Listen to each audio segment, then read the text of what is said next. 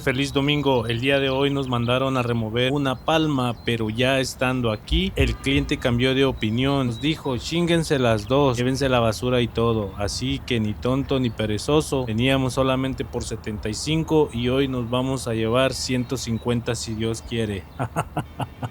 Saludos, mi raza. Ando cagándola. Así la cago. ¿Cómo me madrean, güey?